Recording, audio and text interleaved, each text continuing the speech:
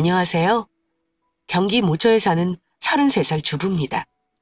제가 공직에 있다 보니 혹여 저를 알아보는 사람이 있을까봐 사는 곳을 밝히지 못하는 점 이해 부탁드립니다. 지금의 남편과 결혼한 지는 2년째 있고 아직 아이는 없어요. 사실 저는 한 번의 결혼 실패라는 아픔이 있습니다. 어린 나이인 28살에 이혼했어요.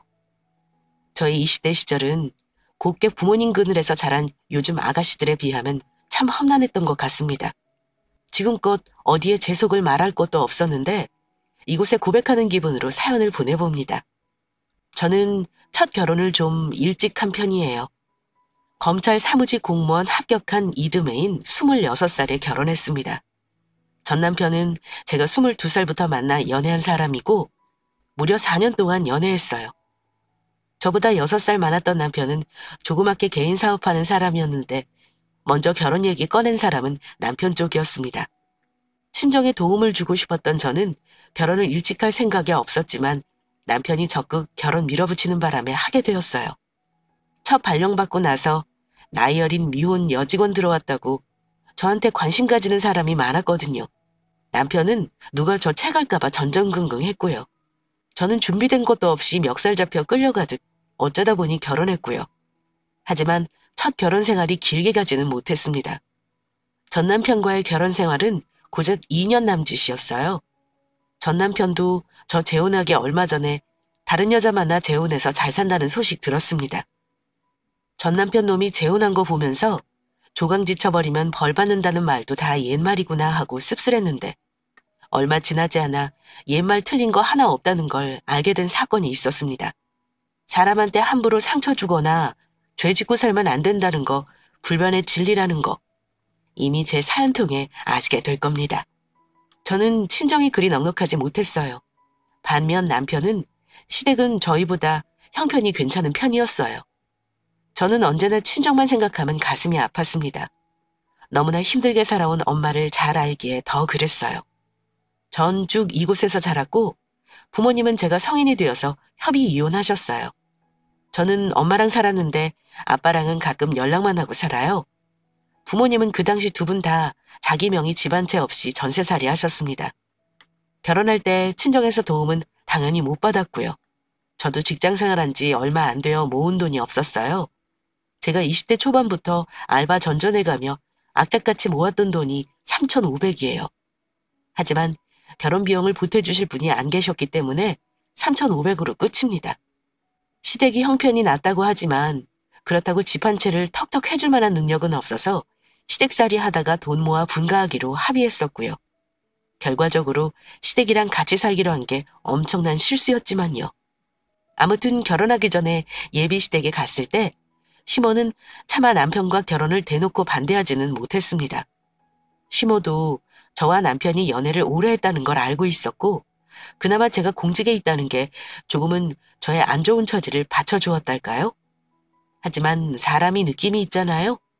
시댁에서 저를 그다지 달가워하지 않는다는 건 알고 있었어요. 어찌 보면 은근히 무시하는 듯도 했습니다. 저는 그때 나이가 어린 탓에 주변에 일찍 시집간 친구들이 없어서 결혼 준비에 대해 무지했습니다. 예단, 혼수 이런 것도 잘 몰랐어요. 시어머니가 결혼 준비 물어보시면서 하셨단 말이 있는데요. 예단을 아예 안 할 생각이니? 친구가 많지도 않은데 이불이며 수저며 이런 건 안 해도 현금 예단은 좀 해왔으면 하는데. 엄마랑 상의해봤니? 아직 상의는 안 해봤어요. 어머니가 말씀해 주시면 제가 엄마랑 의논해 볼게요.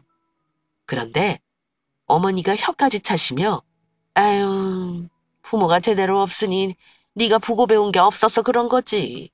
원래 결혼할 때 아무리 간소하게 하더라도 예단은 성이 보이는 게 맞는 거다. 너희 엄마가 그런 말씀 안 하시던? 이렇게 말씀하시며 부모까지 언급하시는 겁니다. 사실 제가 잘 모르니까 답답하셔서 하는 소리겠지만 그 뒤로도 네가 직업이 없었으면 우리 집에서도 너 며느리로 생각 안 했어. 우리도 해주는 거 많이 없으니 할 말은 없다마는 아무튼 너는 그거 하나로 우리 집에 시집 오는 줄 알아라. 이러신다거나 너 우리 집에 얹혀 사는 거니 생활비는 우리 아들하고 상의해서 내도록 해라. 네가 집 청소랑 빨래는 알아서 했으면 한다. 내 말 무슨 말인지 알겠지? 너희 집에서 제대로 배운 게 없을 테니까 당분간은 나한테 살림 잘 배워야 할 거야. 하시면서 매번 저를 무시하셨습니다. 처음에는 저도 남편에게 말을 했습니다. 어머니가 나를 무시하는 것 같아서 너무 힘들어. 결혼 전부터 이러시는데 결혼해서 같이 살면 더 힘들 것 같아. 진작 말하지 그랬어. 내가 엄마한테 잘 말씀드릴게. 다음에 또 그러면 그냥 참지 말고 나한테 꼭 말해. 결혼 전에는 그래도 남편이 전적으로 제 편을 들어줬네요. 남편이 시모에게 난리를 한번 친 뒤로는 남자친구 앞에서는 조심하는 게 느껴지더라고요. 그래서 남편은 다 해결이 된 줄 알았던 것 같습니다. 그런데 진짜 문제는 결혼하고 나서였습니다. 아무리 제가 일을 다닌다고 하지만 시댁에서 같이 사는 게 보통 일이 아니더라고요. 시어머니는 남편 앞에서는 안 그러는데 뒤에서 저에게 고약하게 구는 일이 많았습니다. 힘든 거 말하자면 참 많은 일이 있긴 했어요. 저 그럴 때마다 남편에게 말을 했는데 그것도 한두 번이죠. 나중에는 남편도 저와 어머니 사이에서 짜증을 내곤 했습니다. 그리고 결국 팔은 안으로 굽는다고 저에게 참으라는 말이 돌아오더라고요. 현미, 네가 좀 참으면 안 되는 거야? 우리 돈 모아서 분가할 때까지만 참으면 되잖아. 매번 우리 엄마 들먹거리면서 배운 거 없이 잘했다고 무시하시는데 그건 너무한 거 아니야? 우리 엄마가 오빠를 그런 식으로 무시하면 참을 수 있겠어? 엄마 입장에서는 며느리 욕심 내실 수 있는 거잖아. 그런 거보다 하고 넘겨봐 좀. 매번 나한테 해결해달라니까 나도 엄마랑 사이가 멀어지잖아. 시집살이 하는 것도 힘들고 서러운데 나이 어린 새댁인 제가 홀로 감당하는 게 많이 힘들었습니다. 빨리 분가하고 싶었지만 제 월급은 너무나 작고 귀여워서 생각보다 목돈이 잘 모이지가 않았어요. 남편은 사업을 해도 큰돈을 만지지는 못했어요. 저보다 조금 많은 수익에서 그마저 차 떼고 포 떼고 나면 남는 게 많이 없었고요. 그런데 결혼 초반에 시댁에 대박 사건이 하나 일어났는데요. 그다지 넉넉지 않게 살던 시댁이 난데없이 벼락부자가 된 일이 생겼습니다. 남편이 사는 집은 오래된 구도심 주택이었는데 예전부터 물려받으셨던 땅이 있었나 봐요. 몇십 년 동안 땅값 변동 없어 돈도 안 된다는 것 같았는데 저 결혼하기 몇 년 전부터 개발 계획이 확정된 곳이긴 했어요. 그런데 본격적으로 보상이 시작되면서 15억을 보상받았습니다. 요즘은 10억이 서울 집 한 채 값도 안 되지만 시댁은 그런 큰돈 만지고 살아본 집안이 아니라 보상금 받고 나서 엄청 부자라도 된 것 마냥 기고만장해지셨습니다. 그렇다고 저희 부부가 분가해서 살 수 있게 해주신 건 아니었고요. 남편 사업이 마침 어려울 때였는데 시모가 사업자금을 조금 보태주신 걸로 알고 있습니다. 그런데 어머니는 자기 아들 사업자금 보태주시면서 저 들으라는 듯이 싫은 소리를 하셨습니다. 네 엄마는 딸 결혼할 때 보태주는 거 하나 없이 공짜로 시집 보내놓고 그냥 끝이구나. 자식 필요할 때 부모가 도와주는 것도 능력인데 말이다. 솔직히 너 말고 다른 며느리 얻었으면 이럴 때 가만히 있었겠니? 친정에서 빌려서라도 남편 도와줬을 거다. 이런 식으로 친정이 가난해서 금전적으로 아무런 도움을 못 받는 것에 대해 무시하고 비꼬시는 게 한두 번이 아니었습니다. 게다가 제가 더 견디기 어려웠던 건 점점 시모가 저를 무시하는 강도가 세진다는 거였습니다. 툭하면 제게 심한 말씀을 하셨는데요. 그 말이 점점 정도를 지나치시더라고요. 음식도 할 줄 모르고 내 집에서 얹혀 살면서 집안일도 제대로 안 하니? 나중에 따로 살아도 어찌 살지 눈에 아주 뻔히 보인다. 이런 것도 네 부모한테 배워야 하는 거야. 넌 대체 보고 배운 게 뭐니? 하면서 비꼬시고 제가 남편에게 도움 주는 게 없다면서 다른 집에 돈 많이 해왔다는 부잣집 며느리와 비교질을 하셨습니다.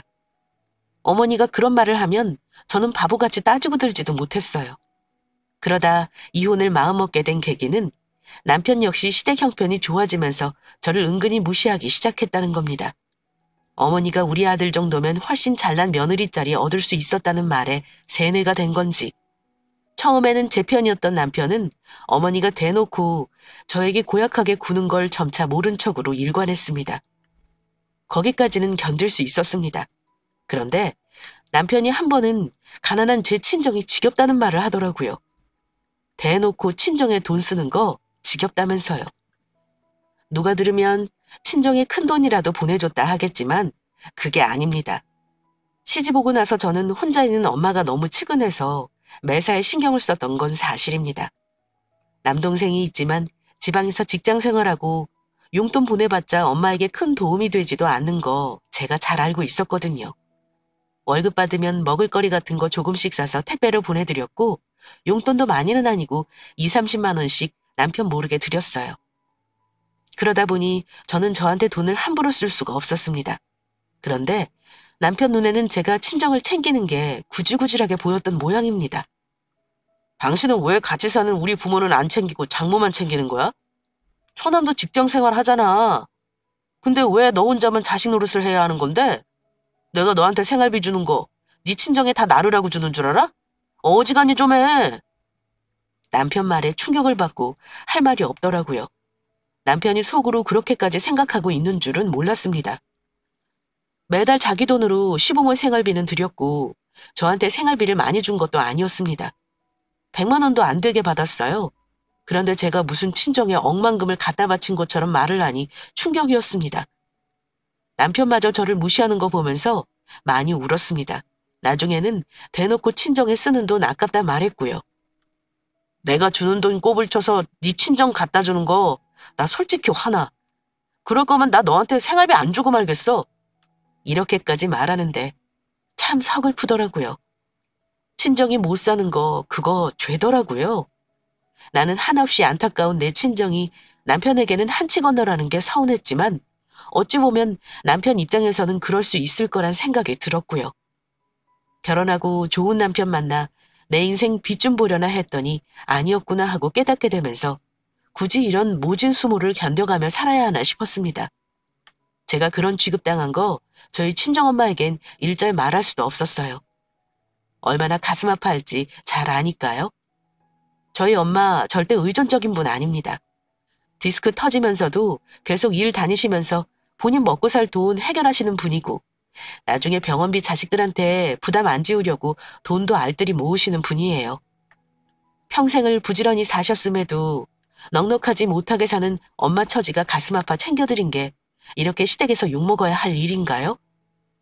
시댁에서 마음 붙일 곳 없이 욕먹는 제 자신이 너무 처량했지만 편안하게 지내는 게 불가능할 것 같아 남편에게 이혼하자고 말을 꺼냈습니다. 아이도 없었고 나눌 재산도 없었고 이보다 더 심플한 이혼이 어디 있겠어요? 그래도 연애 4년에 같이 산 시간이 2년인데 붙잡을 줄 알았어요. 하지만 제 예상과 달리 이혼하자는 제 말에 남편이 가장 먼저 꺼낸 말이 뭐였냐면요.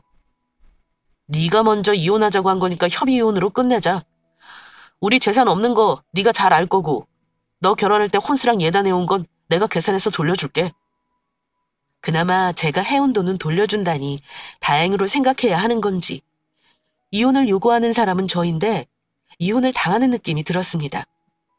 시어머니는 아들이 이혼남 되는 거 별거 아니라는 생각하셨어요. 아직 나이도 젊고 집에 돈이 없는 것도 아닌데 저보다야 더 좋은 혼처 충분히 찾을 수 있다고 확신하는 분이었으니까요. 오히려 제가 먼저 이혼하자고 한 거 속으로는 좋아하셨을 겁니다. 남편과는 짧은 결혼 생활 그렇게 끝냈어요. 위자료 명목은 아니지만 먹고 떨어지라는 의미로 준 돈 5천만 원 받고 깔끔히 끝냈습니다.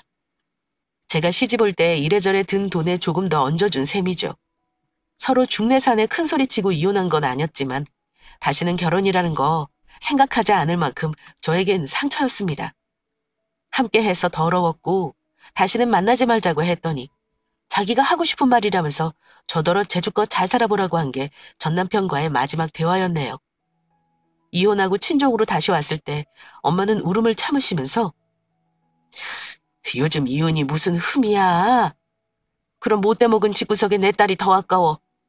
네 나이가 지금 몇이야. 아직 30도 안 됐잖니. 미리 큰 공부했다 생각해. 네 인생 앞으로 얼마나 창창한데 그 집서 시간 낭비 안 한 거 다행으로 알자. 엄마는 오히려 다행이라며 저를 위로해 주셨고요. 하지만 속으로는 많이 속상하셨을 겁니다. 주변에는 굳이 이혼한 거 내 입으로 떠들고 다니지는 않았어요. 근데 소문이라는 게 그렇잖아요. 한 사람이 알게 되면 여러 사람 입에 오르내리게 되기 마련이죠. 이혼했다고 직장 생활 지장 있는 건 아니니까요. 저는 별로 신경 안 썼습니다. 오직 목표는 친정엄마와 저의 전셋집 탈출이었어요. 정말 악착같이 돈 모으고 재미난 거 하나 없이 살았습니다.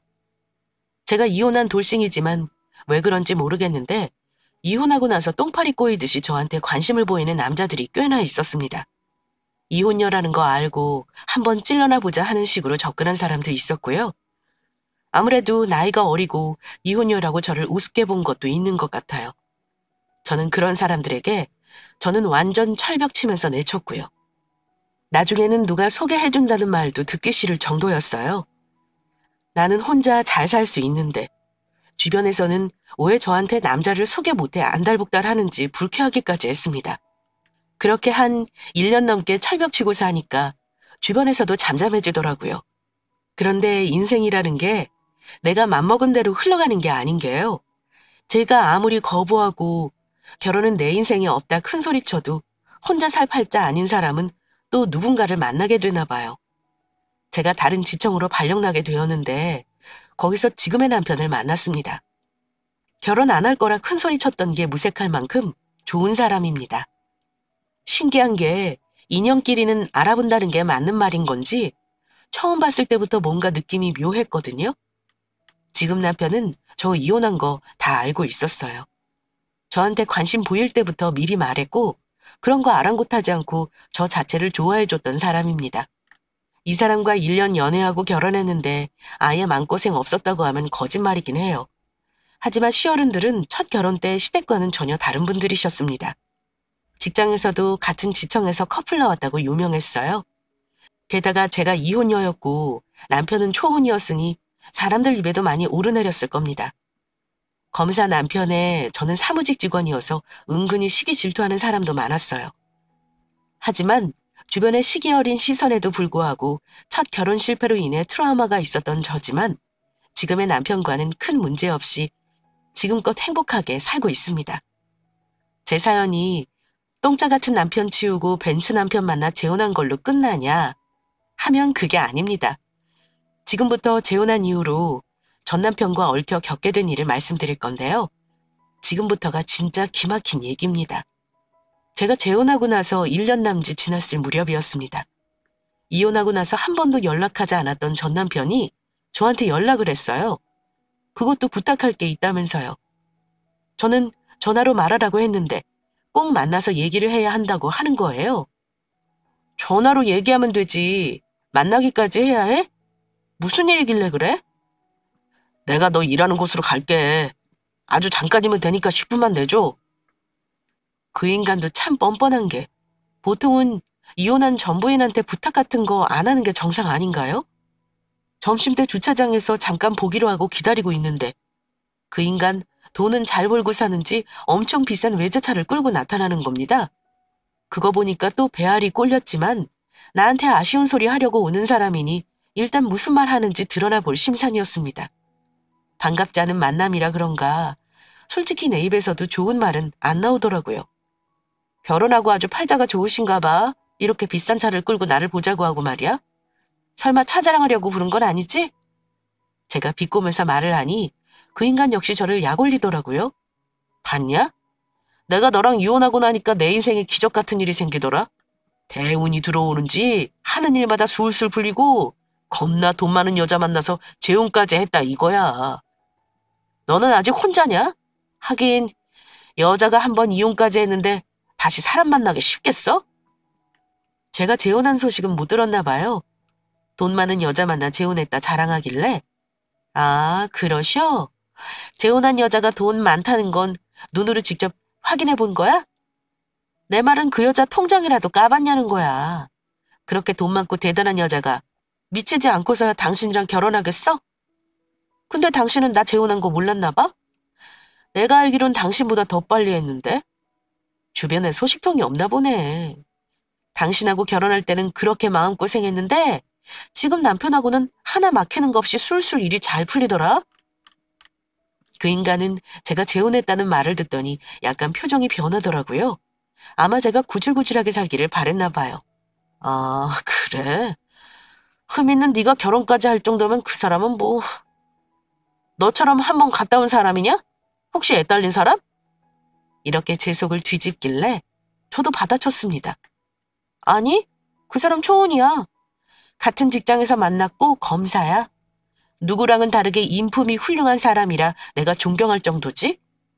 남편이 검사라는 말을 듣고는 놀란 듯한 눈치였습니다. 그래? 검사 남편이라니 너도 나랑 이혼하고 잘 풀렸네. 그럼 내가 부탁하는 것도 수월하게 들어줄 수 있겠네. 영혼 없이 제가 잘 풀렸다는 말을 하며 부탁을 한다길래 뭐냐고 했더니 좋은 일도 아니었습니다. 저기, 실은 말이야. 내가 고소를 당했어. 직원 한 명 해고를 했는데 그 새끼가 나를 노동부에 고발하는 바람에 아무래도 검찰에 송치될 것 같아. 그거 어떻게 돼가는지 좀 알아봐 줄 수 없나 해서. 그래도 당신이 거기 일하는 공무원인데 그 정도는 알아봐 줄 수 있지 않아? 내가 사건 번호 말해줄게. 뭐? 그런 걸 나한테 왜 물어? 내가 알아봐주면 어쩔 건데. 내 담당 업무도 아니고 요즘 세상이 어떤 세상인데 그런 걸 부탁하니?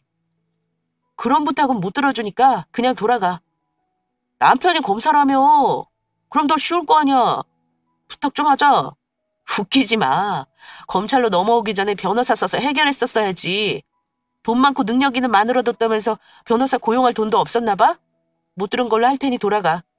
우리 와이프한테는 말도 못했어. 이런 거 알면 나를 뭐라 생각하겠어.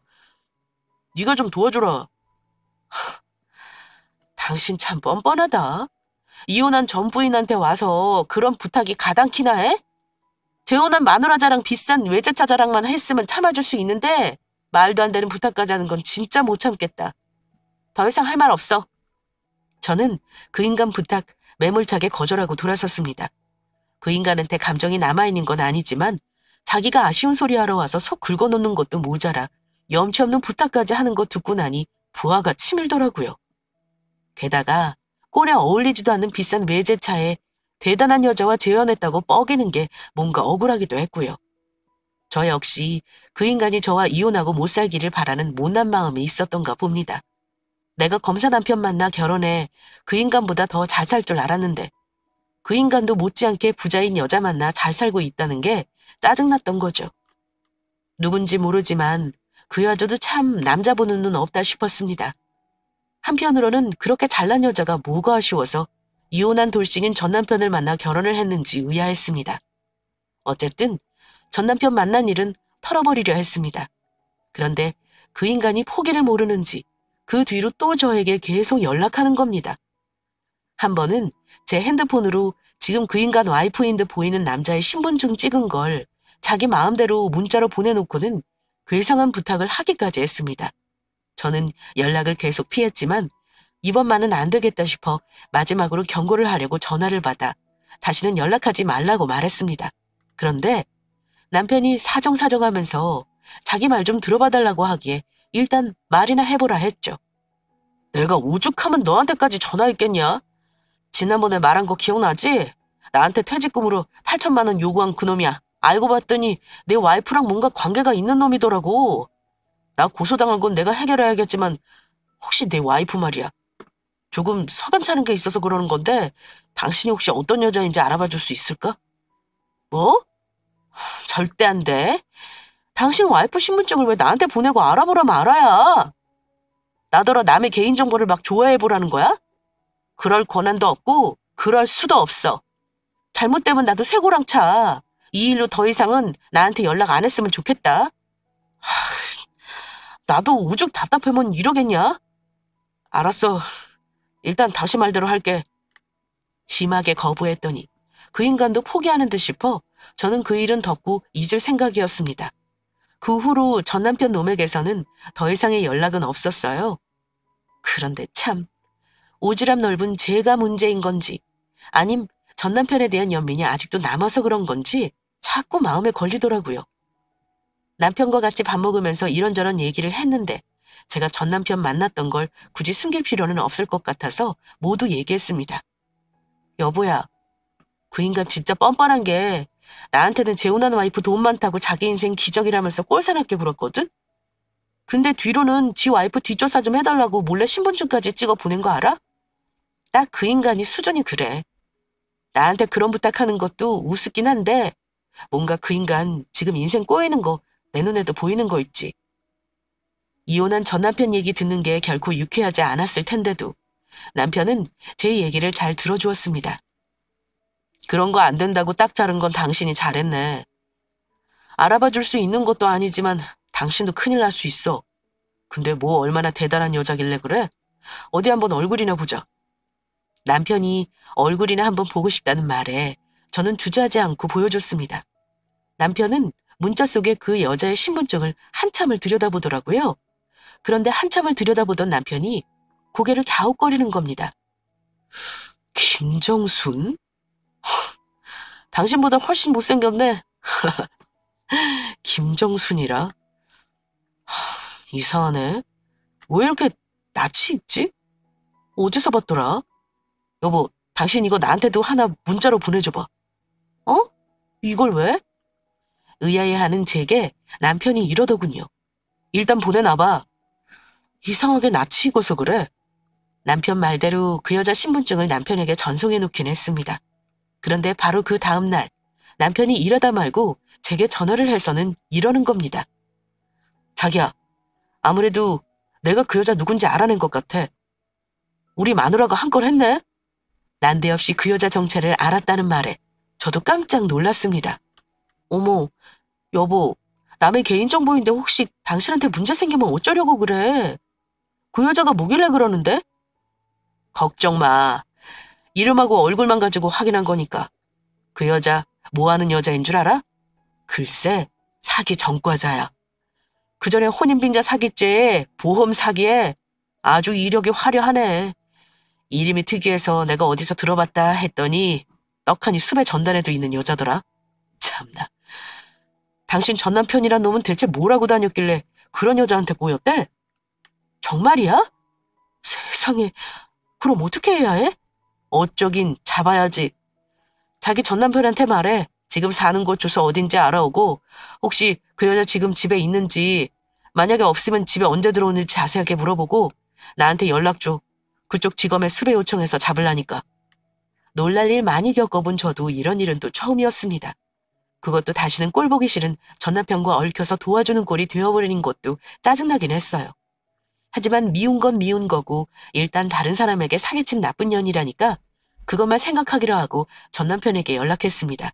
그랬더니 자기가 저 있는 곳으로 오겠다면서 그날 퇴근 무렵에 제 직장 근처로 달려왔더라고요.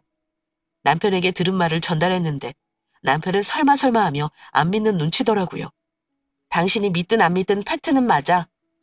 당신 지금 와이프 사기 전과자의 수배 중인 범죄자라는 거. 부자의 대단한 집안 여자라더니 대체 뭘 보고 그렇게 생각한 거야? 그런 여자가 돌봐줬어? 당신 만나게? 제발 주제 파악 좀 하고 좀 살아라. 제가 건넨 수배 전단을 보더니 전 남편은 얼굴이 하얗게 질리며 자리에 주저앉더군요. 솔직히 그거 보고도 그 인간이 안 됐다는 마음은 전혀 들지 않았습니다. 이게 사실이면 이 여자 나한테도 사귀시려고 한 거네? 이제 어쩌야 하지? 뭘 어째? 잡아쳐 넣어야지. 우리 남편이 도와준다잖아. 당신 와이프한테는 모른 척하고 집에 붙잡아 두고 있어. 시간만 알려줘. 그럼 나머지는 경찰이 알아서 할 거야. 그 다음은 뭐 다들 예상하시는 대로입니다. 검사 남편의 도움으로 일이 아주 재빨리 진행되었죠. 전 남편의 집에서 그 여자는 체포되었다고 합니다. 그 인간이 붙잡고 있다가 문 열어줬으니 도망도 못 갔겠죠. 저는 못 봤지만 남편 말로는 저항 없이 순순히 잡혀갔다고 하더라고요. 옆에서 전 남편은 어떤 표정을 짓고 있었을지 궁금하긴 했습니다. 어쨌든 저의 의도는 아니었지만 결과적으로 전 남편 인생에 똥물 튀기던 여자를 처리해준 셈이 되어버렸네요. 제 인생에서 다시는 보기 싫은 인간이었는데 왜 그렇게 또 볼 일이 생겼던 걸까요? 참 사람 인연이라는 게 알다가도 모를 일입니다. 그 일 있고 나서 전 남편 놈이 저한테 찾아오지는 않았고요. 전화 연락은 한 번 왔었어요. 근데 같이 살면서도 한 번도 못 들어봤단 말을 저한테 하는 겁니다. 어쨌든 고맙다. 네가 도와준 덕분에 그년 시체도 알았고 사기당할 뻔한 것도 잘 해결됐어. 사기당할 뻔하다니? 당신은 이미 결혼 사기 당한 거잖아. 그거 말고 또 있어? 알고 봤더니 나한테 퇴직금 안 준다고 고소했던 직원이 그년이랑 같이 작당 모의를 했더라고. 나한테 돈 뜯어내려고 그년이 하라는 대로 한 거지. 내가 눈치채고 당신한테 좀 알아봐달라고 했던 건데 사기꾼인 줄은 몰랐어. 나는 그 직원이랑 와이프가 내연관계인 줄만 알았지 뭐야. 실은 이래저래 나한테 가져간 돈이 꽤 되거든.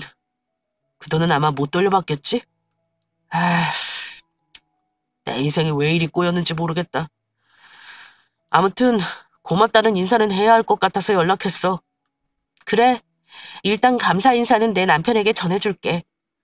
이런 일로 보는 일 앞으로 없길 바라. 나한테 연락하지 말고 잘 살아. 고맙다는 인사를 들으니 기분이 묘하더군요. 좋지도 않았고 그냥 이상했습니다. 또 한편으로는 못난 마음이지만 쌤통이다라는 생각도 들었고요. 저도 어쩔 수 없는 인간이라 그런가 봐요. 나랑 이혼하고 인생 꼬였다며 한숨 쉬는 그 인간 보면서 내가 이겼다 하는 통쾌한 기분이 느껴지더라고요. 그 사건이 그렇게 일단락되고 나서 그 인간에게 더 이상의 연락은 없었습니다. 이제는 정말 지독한 악연은 끝났구나 싶었고요. 다른 사람을 통해서라도 소식을 듣고 싶지 않아서 결혼 전 알고 지내던 그 인간과 얽힌 지인들과도 다 연락을 끊어버렸어요.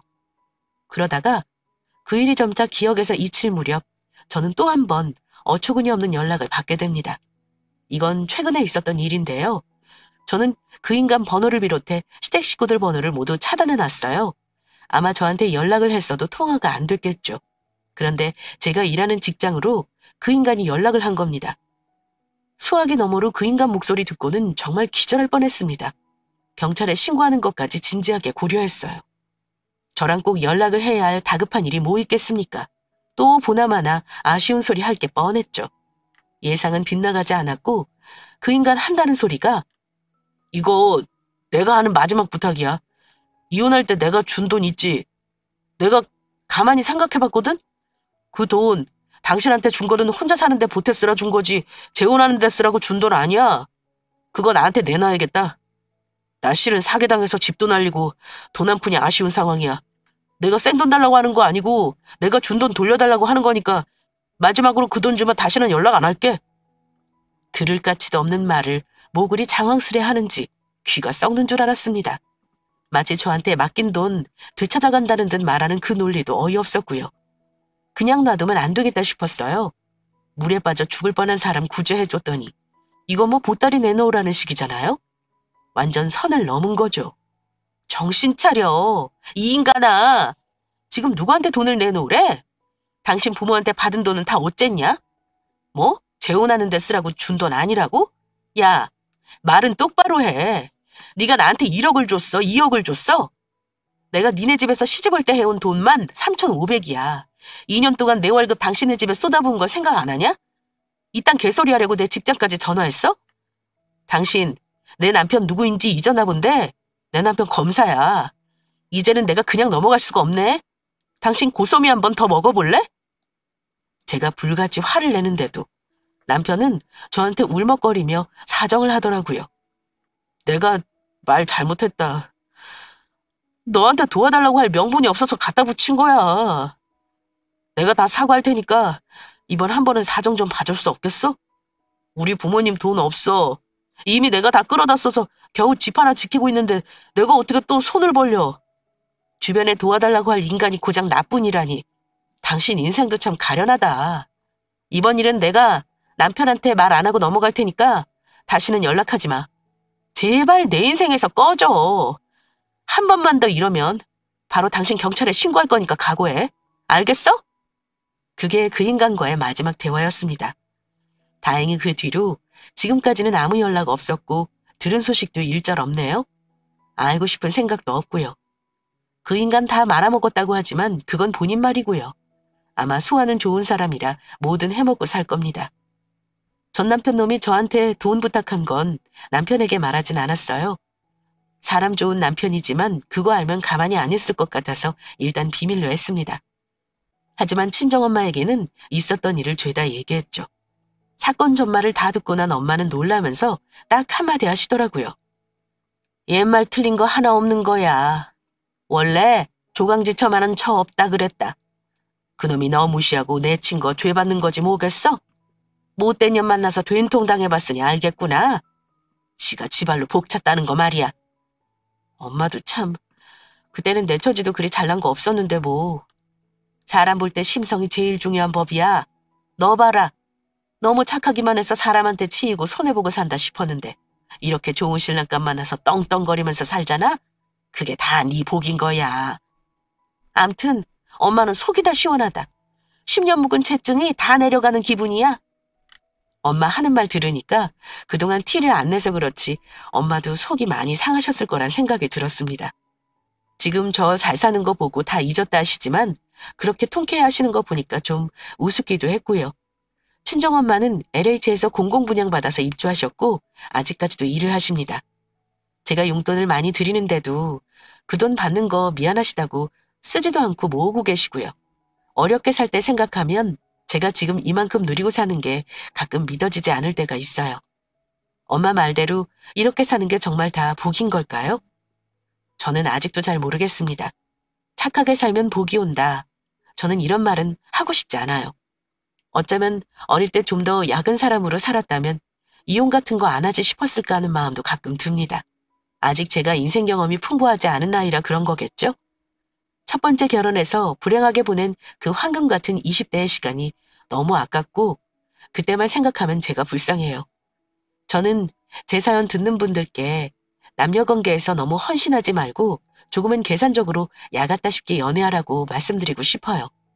내 상황이 조금 처지더라도 절대 약자가 되어서 끌려가는 연애나 결혼은 하지 말라고 조언하고 싶네요. 제 사연 어떠셨어요? 세상에는 말도 안 되는 우연이 정말 존재하기도 합니다. 바로 제가 겪은 이번 일처럼요. 그래서 저는 앞으로 살면서 개인적으로나 일적으로나 다른 사람에게 상처 주거나 죄 짓는 일 없이 살아야겠다. 다시 한번 다짐하게 되었습니다. 내가 한 선행도 그렇지만 악행 역시 어떤 식으로든 나에게 돌아온다는 거 맞더라고요. 저도 지난 과거만 억울해하기보다는 지금 남편과의 행복을 위해 열심히 살겠습니다. 제 사연은 여기까지입니다. 긴 사연 들어주신 여러분들께 진심으로 감사드립니다. 오늘도 모두 행복한 하루 되세요.